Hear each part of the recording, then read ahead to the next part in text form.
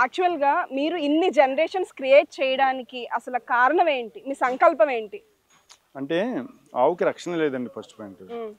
రెండోది మనం ఆవుల్ని పోషించే స్తోమతని కోల్పోయాం.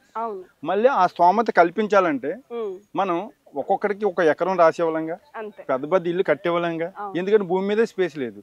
ఇప్పుడు ఒక ఎకరం నెలలో పండించే పంటలు డబ్బా మీద పండించుకుంటున్నారు.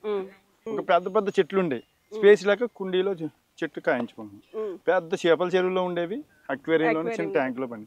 ఎందుకు మనకి అవసరం తగ్గట్టు. అలాగే ఆవుల్ని చిన్న సైజ్ చేశారు. మనకి నీడ్ సామాన్యుడు కూడా ఇప్పుడు ఒక 5-6 సంవత్సరాలకి దీన్ని 10,000కి 2 ఇవ్వాలని నా కాన్సెప్ట్. అసలు 10,000కి 2 ఇవ్వాలంటే నేను 4 లక్షలు బ్రీడ్ చేయాలండి. 4 లక్షలు అంటే సంవత్సరానికి 2 లక్షలు అవుట్పుట్ రావాలి. అప్పుడే నేను ఇవ్వగలను. ఆ స్టేజ్ లో మనం ఇస్తే సామాన్యుడు కూడా 2 లీటర్ల పాలు ఇంట్లో చిన్న ఇంట్లో కూడా ఆవును పోషించుకోగలడు. ఎప్పుడైతే ఆవు ఉందో మన సనాతన ధర్మాన్ని మనం కాపాడినాడు.